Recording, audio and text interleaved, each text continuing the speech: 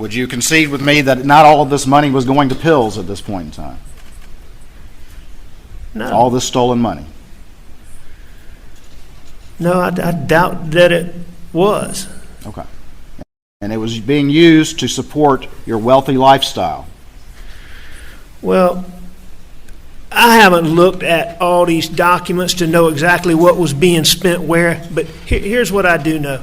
I know that I was making a bunch of money, and I should have had more money than I did. And I know that I was spending a bunch of money on pills, and I know that, I don't remember in 2011 if I just can't remember those land deals, but, if I spent money on other things, I don't dispute that either. I just haven't looked at the records. Hello and welcome to True Crime Rocket Science, the most authentic voice in true crime. So how does one protect ill-gotten gains from the long fingers and the letter of the law? And so can you tell in this brief clip, and I'm going to play you a much longer one where Crichton Waters, the prosecutor, takes him through this whole process of where the money came from, how he got into debt in the first place, how one thing led to another. We're going to deal with that. But can you see how Alec Murdaugh is sort of fudging, is sort of saying, I don't really know where my money is. I don't really know what I spent it on. Do you think that that is true? Do you think that he doesn't know how much he made, he doesn't know how much he took, and most important, he doesn't know where it is right now? Do you think that that is true? So let me ask you a question one more time. And we've been building up to this point for quite a while. How does one protect ill-gotten gains from the long fingers and the letter of the law? Where does one put it? Well, here's the answer. A trust will do it. That'll do it. Before we get to the rest of this episode, if you haven't subscribed to the channel, please do.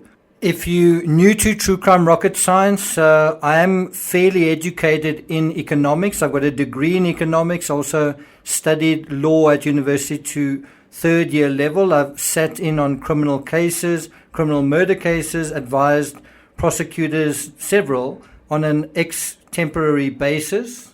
So when we're dealing with complex cases like this, you're in good hands. If you're enjoying this episode, please like, share, leave a comment. You can also hit the thanks button, and let's get started. So the question we want to address in this analysis is, if you've got a shitload of money, how do you hide it away, or where do you put it that it's not within reach from creditors? And as I mentioned a moment ago, the answer is a trust. And that is what the Murdaughs apparently have put their trust in, a trust. According to the Island Packet, quote, on June 23rd, 2020, so virtually a year, almost a year to the day before the murders, Murdaugh III created a will that gave all of his estate to a trust under his name. The Randolph Murdaugh III Trust is listed as the only beneficiary of his estate. The Murdaugh family, patriarch's wife and 4 children, are named as heirs in the will, but not direct beneficiaries, according to the records. Interesting, isn't it? To continue with the article, it says, quote, it's unclear how Murdaugh III's trust, which is not a public record, and you can imagine that's good news if you're trying to hide something away, because you are not allowed to see what is inside a trust, which is pretty helpful, isn't it? And so Murdaugh III's trust, which is not a public record, we don't know what and how, what was inside that record would be distributed. And so his eldest son, Randolph Murdaugh III, that's Randy, is named as the personal representative of the estate. If Murdaugh IV was unwilling or unable to serve, then Alec Murdaugh would take his place, the will said. And did you know that Alec Murdaugh took out a loan from his brother Randy after the murders, and I think very close to the time of the staged shooting, he took out a $75,000 loan. Did you guys know about that? And so literally about a year after their father set up his will, putting Randy as the administrator, Alex was actually sued by his own brother and the president of the family law firm for failing to pay over $500,000. He was being sued by his brother and the president of the family law firm. He owed at that point $500,000. The president of the law firm, Parker, loaned Alec Murdaugh $150,000 on March 5th, $77,000 on March 19th, and $250,000 on July 15th, and none of that has been repaid.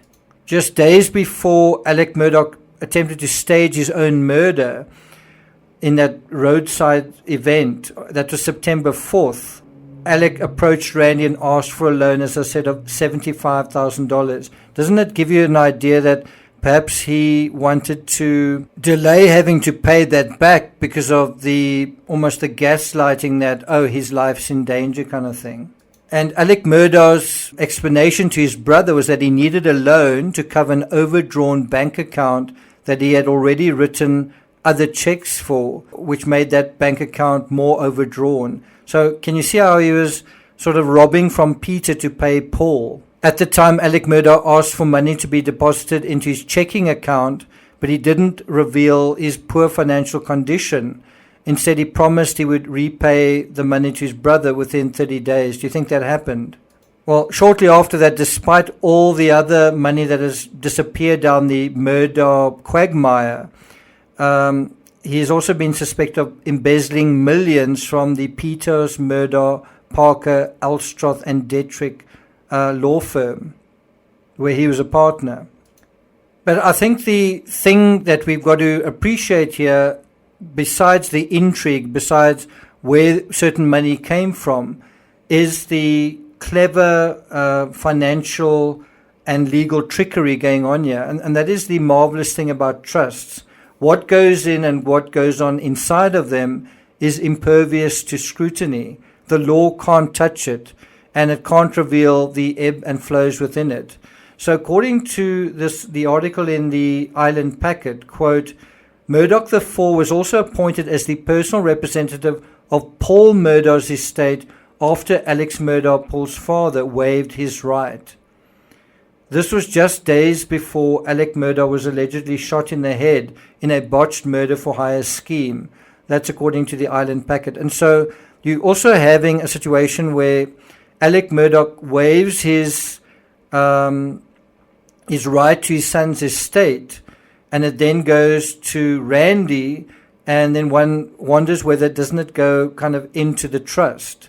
Anyway, going back to the article, Murdaugh IV, Alec Murdaugh's older brother, that's Randy, he later resigned from handling Paul Murdaugh's estate due to a conflict. That conflict, mentioned in an October letter to the Colleton County probate judge, is still unknown. Quite interesting, isn't it? What could that conflict have been? The article goes on to note that typically estate lawyers have said that people create trusts to keep their finances away from public scrutiny and to bypass the bureaucracy of probate court. Brian T. Treacy, a lawyer unaffiliated with the Murdaugh estate, suggested, quote, Mr. Murdaugh was looking to keep his financial affairs private during his lifetime, or more particularly after his death. And that's a reference to the patriarch.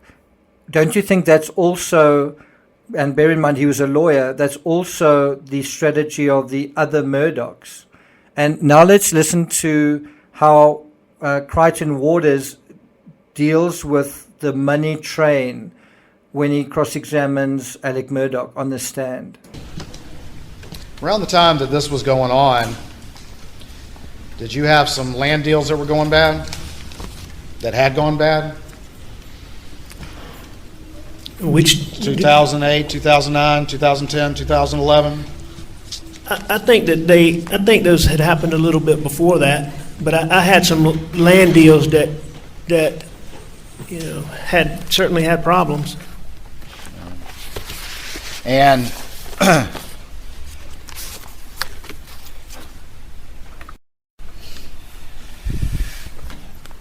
That had something to do with the money you were taking as well, did it not? I think the whole picture had things to do with me doing stuff I shouldn't have done. I mean, I would agree that, I mean, that certainly would have played some role in it. Were you living a wealthy lifestyle? A wealthy lifestyle? Mm-hmm.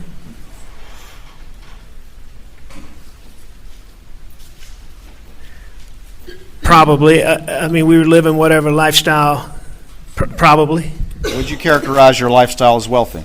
You know, that's not how I would characterize it, but You wouldn't I'm not characterize gonna- it as wealthy? I'm not going to take issue with it. Okay.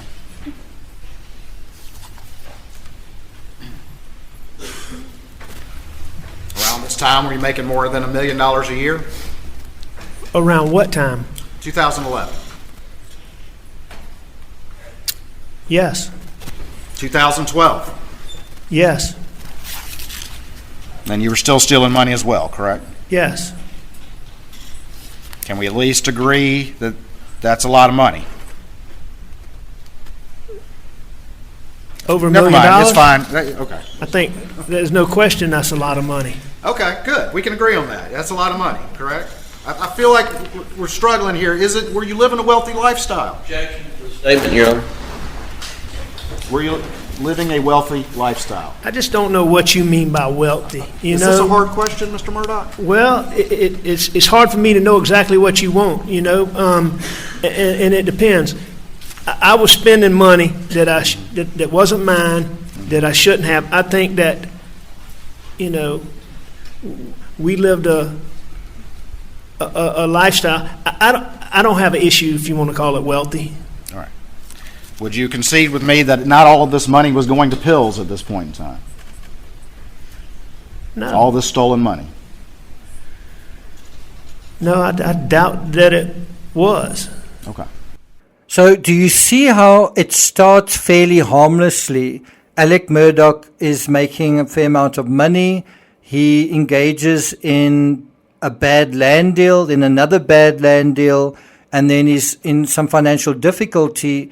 Instead of dealing with that, he starts to cut corners. He collects someone else's insurance, finds that he can get away with that, and then he continues that process. And that whole thing, he thinks is very clever, gets away with that, gets away with something else, and pretty soon the scaly scallywag and the upstanding citizen, he moves seamlessly between the two. He becomes kind of a chameleon, and he is very comfortable being one person and then being another person. So doesn't it make sense that like father, like son, Alec Murdaugh was also interested in protecting his ill-gotten gains through this mechanism of a trust? If you drill down into the details as we do below, you'll see that Alex pays his father about $600,000 shortly before he dies. Think about that. Alec gives his father $600,000 and then his father dies. And so what happens to that money? That money goes into his father's estate, and his father's estate goes into, basically becomes part of the will, and then the will then directs it into a trust. So that money from Alec Murdaugh ends up in a trust. And where does the trust then go? Well, we don't know what the details are, but more than likely back to Alec Murdaugh, in part. And so do you see it's almost a carbon copy of giving Maggie Moselle. He gives it to his father knowing full well it's going to boomerang back to him. And so when Randolph dies, the $600,000 Alec Murdaugh gave to his father is safely inside the trust, and it can be inherited back anonymously. Well, in theory anyway. Does that make sense?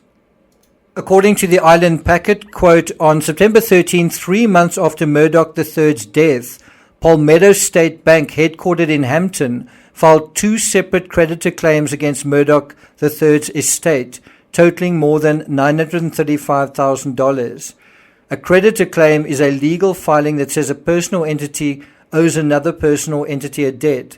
One claim, and this should be highlighted, for $617,246 $1,000,000.51 is for an unsecured commercial line of credit that Murdaugh III took out in 2017 with his son, Alec Murdaugh. So he takes out this line of credit, Alex pays it back, right? But it now goes into his father's account, his father dies, into the will, into the estate, into the trust, and now Palmetto State Bank can't get it back. The application for the credit line signed by Alec Murdaugh on December 19, right? He knows about it. 2017 said that the money would be used for real estate. Does that ring a bell? The statement of creditor's claim said that the claim will be due on, this is very important, the claim will be due on March 5th, 2022, and that the interest on the claim accrues on at a daily rate of almost $100, $94.42. So can you see how in 2022 the financial situation that he was facing was going to be pretty serious? And what was happening in the run-up from mid-2021 onwards? What was happening? Well, things were unraveling. Going back to the article, the South Carolina Attorney General's office accused Murdaugh of illegally diverting the money to his own accounts. Waters said that Murdaugh then paid off a $100,000 credit card bill. He gave approximately another $300,000 to his father, and then Murdaugh, that's Murdaugh III, and then $735,000 to himself. A day after Murdaugh's bond hearing, that's on October the 20th, an attorney from the Bland Richter law firm, which represents the Satterfield estate, emailed Hampton County Associate Probate Judge April Schaffer and said that the firm planned to file a creditor's claim against Murdaugh III's estate. Well, good luck with that, because all of that is now safely inside a trust. The attorney, Scott Mongello, referenced Waters' accusation that Murdaugh had transferred money to his father. Mongello said Murdaugh gave his father about $600,000. It's unclear why there is a discrepancy in the amount of money Murdaugh is accused of transferring to his father. Why do you think Alec gave so much money to his father? The article concludes, quote, now as Murdaugh III's estate heads through the little understood legal process known as probate, the documents, more than 80 pages of court filings, reviewed by the Island Packet and the Beaufort Gazette, offer a glimpse into the family's finances on the heels of a litany of criminal charges against his son Alec Murdaugh. Among the documents, a will that gives all of Murdaugh III's estate, except for any property Murdaugh III has power of appointment over, to a trust in his name. Again, if you ask the question, where are the Murdaugh millions, what do you think the answer is? The article goes on to note 2 creditors' claims from a Hampton-based bank totaling more than $935,000. An email that indicates Murdaugh III may have received about $600,000 from the estate of Gloria Satterfield. That is seemingly where that money came from. The money that Alec Murdaugh gave back to his father seems to have come from the estate of Gloria Satterfield. That's the deceased former housekeeper. According to the Greenville Online, this is a snapshot of Alec Murdaugh's assets. 3 bank accounts containing a total of $10,000 in cash, a retirement account worth somewhere between 2.1 and 2.2 million, an IRA retirement fund worth somewhere between 350,000 and 400,000, and then real estate that Murdaugh has an interest in along with other individuals but can't liquidate without court action, including the hunting club, and I think that's Moselle, and some small islands around Beaufort County. Some of his real estate is owned through LLCs, that's limited liability companies. And so if you ask the question, how do you hide this money away? Well, one way is through a trust. And what's interesting, when I originally wrote the script, I titled this whole piece By Hook or By Crook, and the reference given in the dictionary meaning for by hook or by crook is the government intends by hook or by crook to hold on to the land. And I think you can posit, you can put the idea out there, couldn't the Murdaughs have done the same? Hold on to the land, hold on to their financial gains by hook or by crook. And look at the end result. Haven't they succeeded in the end? This same strategy was used by John Paul Getty, a very, very rich man who also hid his enormous wealth inside a trust. This was dramatized in the movie All the Money in the World. Do you remember this scene? Mr. Getty's death has created a bit of a crisis here. You see, the estate was structured as a charitable family trust. Did he ever give any money to charity? No. The trust enabled Mr. Getty to build his fortune without paying taxes. There was just one catch. Under the rules of the trust, he couldn't actually spend the money. What's the point of making all that money if you can't spend it? Well, he couldn't spend it, but he could invest it. So he invested it in things. Art, antiques. Soon he had a staggering amount of things. And a staggering amount of money. Now, someone has to decide what to do with it all. And who can that be? Thank you for listening, and I'll see you guys next time.